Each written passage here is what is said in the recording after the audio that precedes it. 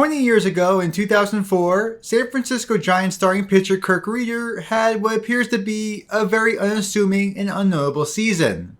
That year, he started 33 games and pitched 190 in the third innings. He went 9-12 while recording an ERA of 4.73, adjusted ERA of 92, a whip of 1.529, struck out 2.6 batters per 9 innings, and earned 2.0 WAR. None of those stats seem unusual or out of the ordinary. It wouldn't be surprising if we saw a pitcher this year in 2024 post an identical season, right? Well, there's one major statistic that Reuter had in 2004 that no pitcher will probably match this year, and that was his strikeout-to-walk ratio. A quick summary of that stat if you're unfamiliar. Strikeout-to-walk ratio is exactly as it sounds. How many strikeouts a pitcher has for every walk he allows. If someone strikes out 100 batters while walking 50, his ratio will be 2, since he has 2 strikeouts for every walk. Simple enough concept. What was Reuter's strikeout-to-walk ratio in 2004, you're wondering? 0.85. Since his ratio is below 1, that means he walked more batters than he struck out. But so what? Why is that noteworthy? It's noteworthy because Kirk Reuter is the last pitcher to ever have a strikeout-to-walk ratio below 1 in a qualified season. A starting pitcher walking more batters than striking them out in a full year may never happen again. There was a time in Major League Baseball where it was common for starting pitchers to have a strikeout-to-walk ratio under 1. I'm sure we're all well aware that strikeouts are at an all-time high. The average number of team strikeouts per game in 2023 was 8.61. That's the 4th highest mark in the history of Major League Baseball, where the 3 higher marks occurred in 2019, 2020, and 2021.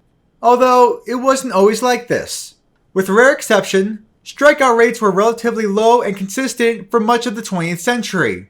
In 1901, the first season with the American League, the average number of strikeouts per team was 3.15 per game. That rate mostly fluctuated in the 2s and 3s for half a century until 1952. That year, the rate jumped to 4.19, the very first time it reached 4 or more strikeouts per game. Ever since the 1950s, the rate has been slowly climbing. The 1960s were the first decade to see a rate of at least 5, the rate reached 6 in the 1990s, and the 2010s featured the first occurrences of rates of at least 7 and 8. At the pace we're going, we should hit 27 strikeouts per game by the 22nd century. However, unlike strikeouts, walk rates have stayed surprisingly consistent over time. In 2023, the average walk rate per game was 3.25. Nearly a century ago, in 1925, the average rate was 3.13. Again, with rare exception, the walk rate has and will typically be in the 3 range. Since strikeouts used to be uncommon, it's easy to see why there were so many pitchers in the past with a sub-1 strikeout-to-walk ratio. 100 years ago, in 1924, there were 37 qualified pitchers that have a ratio below 1. Half a century later, there were a total of 39 qualified pitchers to fit that criteria in the 1970s alone. In the 21st century, there's been only 4, with the most recent occurrence happening 2 decades ago. This, of course, makes a lot of sense. With strikeout rates continuously rising while walk rates stagnating, there will be fewer and fewer pitchers like this over time. While that's expected, I am genuinely surprised it's been 20 years without one. Yes, we shouldn't expect to see one on a yearly basis anymore, but just flat out seeing these kinds of pitching seasons go extinct? Ever since Kirk Reuter in 2004, the closest we've seen a sub-1 ratio came from New York Mets pitcher Steve Trachsel in 2006. That year, in 164 and a third innings pitched, he walked 78 batters while striking out 79 for a ratio of 1.01. Although what's kind of interesting is this season deserves a giant asterisk. Trachsel pitched an additional 4 and a third innings in the postseason that year, where he walked 6 and struck out 3, having a final total of 168 and 2/3 innings pitched while walking 84 and striking out 82.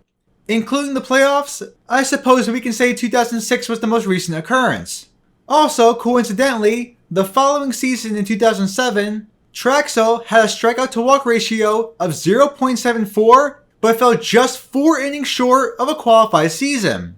2 consecutive years where the same pitcher was that close to achieving this unusual feat. Since 2010, the lowest rate was 1.18 from Ricky Romero of the 2012 Toronto Blue Jays. In the past decade, only a single pitcher has had a rate lower than 1.35, which was a 1.34 rate by Andrew Kashner of the 2017 Texas Rangers. This entire video has been solely looking at qualified pitchers, so for those curious, how close has someone been if we didn't have a minimum innings threshold? Other than Steve Traxel mentioned a moment ago, Kirk Saarloos of the 2005 Oakland Athletics had a 0.98 ratio in 159 2/3 innings pitched, just barely falling short of a qualified season. In the 2010s, Jake Westbrook of the 2013 St. Louis Cardinals had a ratio of 0.88 in 116 innings pitched, while Tyler Chatwood of the 2018 Chicago Cubs had one of 0.89 in 103 2/3 innings. For context, in the past 3 seasons, only a single pitcher eclipsed 50 innings with a sub-1 rate, coming from Tucker Davidson in 2022 with a rate of 0.94 in 52 innings. Based on the way the game is being played and the trend of how pitchers are performing, we may very well never see a pitcher have more walks than strikeouts in a qualified season ever again, let alone so much as throw 100 innings with this feat.